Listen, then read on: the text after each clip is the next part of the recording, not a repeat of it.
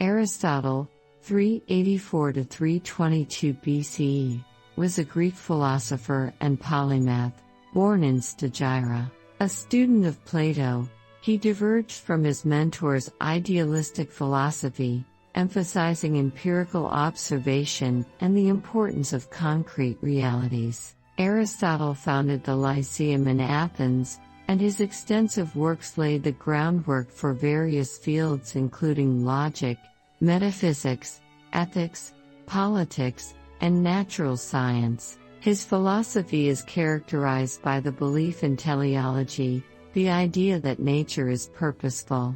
In metaphysics, Aristotle posited substance and existence with his theory of being, distinguishing between potentiality and actuality. His ethical work, notably in Nicomachean Ethics, introduced the concept of virtue ethics, suggesting that a virtuous life leads to eudaimonia, or human flourishing.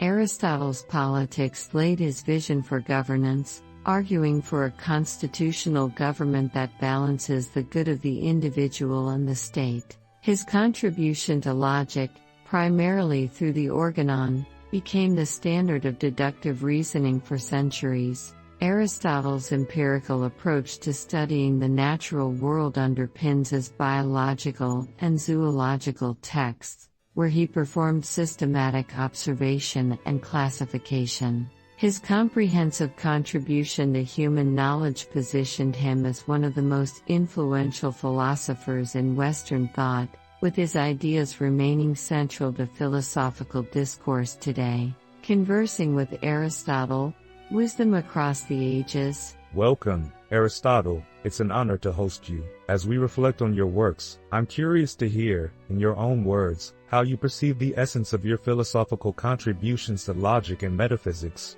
Thank you for the warm welcome, Brian. In the realm of logic, my chief contribution lies in the development of the syllogism as a method of deductive reasoning. As I have stated in my work, Prior Analytics, a syllogism is a discourse in which, certain things being stated, something other than what is stated follows of necessity from their being so. This foundational tool allows individuals to deduce truths from established premises. In metaphysics, my efforts focused on exploring the nature of being, substance, and essence. Particularly, I introduced the concepts of potentiality and actuality. As detailed in metaphysics, the actuality of the possible is not the same as the actuality of the possible as real.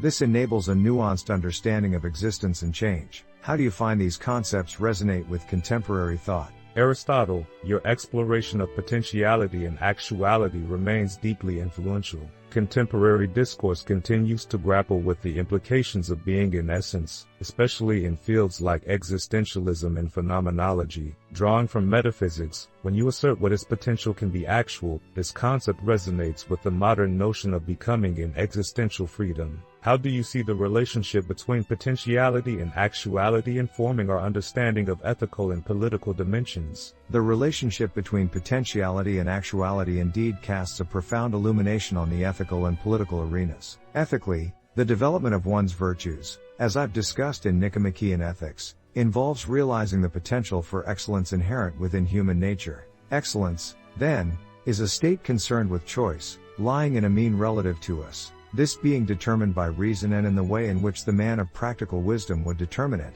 Book 2, Chapter 6. Politically, the governance of a city-state should aim to create conditions under which citizens can actualize their potential, a theme central to my politics. The good life is the end of the city-state, indicating that political structures are meant to facilitate the highest good and flourishing, eudaimonia, of individuals. Would you say that modern political systems reflect this aim of supporting the individual's journey from potentiality to actuality? Aristotle, this question strikes at the core of ongoing debates about the role of modern states. In many ways, contemporary political systems aspire to create a framework for individuals to achieve their potential, following principles that echo your thoughts on eudaimonia. However, there are tensions between individual freedoms and collective responsibilities, market forces, and human welfare. Modern social contract theories, for example, navigate these complexities differently than the polis you envisioned. How might your theory of the mean, with its emphasis on balance and reason, guide us in navigating the excesses and deficiencies we observe in current political systems? The doctrine of the mean, central to my ethical philosophy,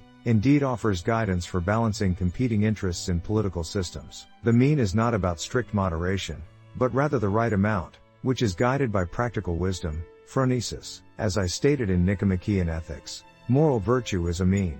And by the right rule, that is to say, by the rule by which the man of practical wisdom would determine it. Book 2, Chapter 6. Applying this to politics involves crafting policies that neither indulge in excesses of freedom that may lead to anarchy nor impose deficiencies that might result in tyranny. Instead, it advocates for a system governed by laws and practices that promote the good life for its citizens, as understood by practical wisdom. Do you believe that modern states effectively use practical wisdom to navigate between extremes and foster the well-being of their citizens? Your doctrine of the mean indeed offers a compelling framework, Aristotle. In practice, modern states often struggle to embody this balance. The concept of practical wisdom, essential to your philosophy, seems somewhat elusive in contemporary politics, often overshadowed by immediate interests or ideological extremes rather than the long-term well-being of citizens. Policies may swing between indulgence and austerity, liberalism and authoritarianism, failing to consistently capture that Aristotelian mean. Considering the complex nature of modern societies, which are more diverse and interconnected than the city-states of your time, how might we cultivate practical wisdom among leaders to navigate these challenges effectively?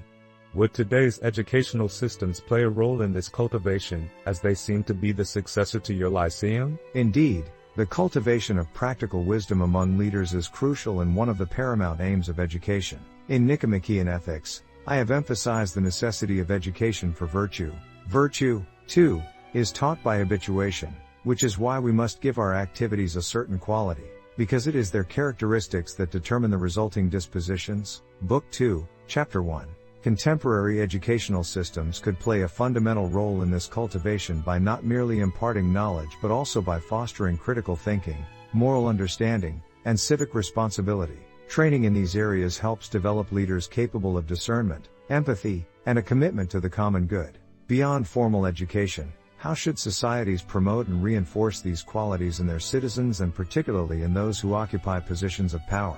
Aristotle, societies today often rely on a combination of methods to promote the virtues you describe. Civic engagement, public discourse, and the rule of law are instruments used to reinforce moral understanding and responsibility. Advocacy and involvement in community service can morph habits into virtues, aligning with your conception that we become just by doing just acts, temperate by doing temperate acts, brave by doing brave acts. Nicomachean Ethics, Book 2, Chapter 2. Leadership development programs, ethical codes and professional practices, and a free press also serve to hold those in power accountable and encourage the application of practical wisdom. Given the complexity of current global challenges, how might your concept of phronesis adapt to ensure leaders can make ethical decisions in a rapidly changing and interconnected world? Phronesis, or practical wisdom, remains crucial for ethical decision-making in the face of complex global challenges. For leaders to navigate these intricacies, my concept of phronesis must be enacted through an informed,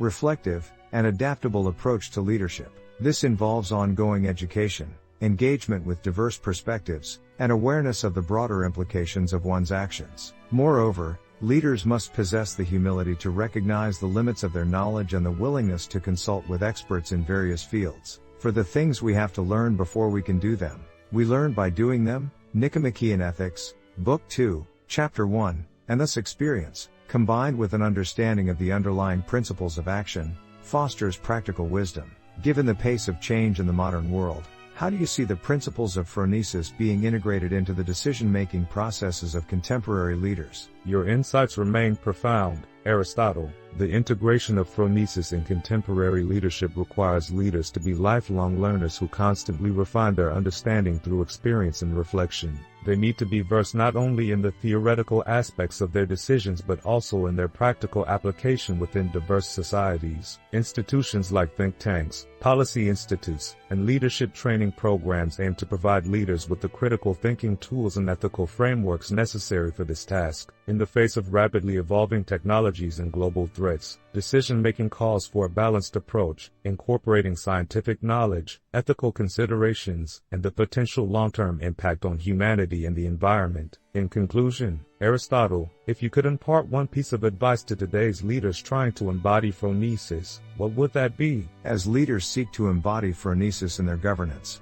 my advice is rooted in the cultivation of both the intellectual and the moral virtues. Leaders must strive for a balanced character and sound judgment, always aiming towards the common good. I would remind them, as written in Nicomachean Ethics, Book 2, Chapter 9, it is the mark of an educated mind to be able to entertain a thought without accepting it. Therefore, modern leaders should exercise discernment, be receptive to various viewpoints, critically assess them, and guide their decisions through a deep understanding of the principles of justice and the good life. This balanced approach, combined with the courage to act and a commitment to the welfare of their citizens, will serve them well in navigating the complexities of governance. Brian, which of these Aristotelian principles do you think is most vital for contemporary leaders to understand and apply?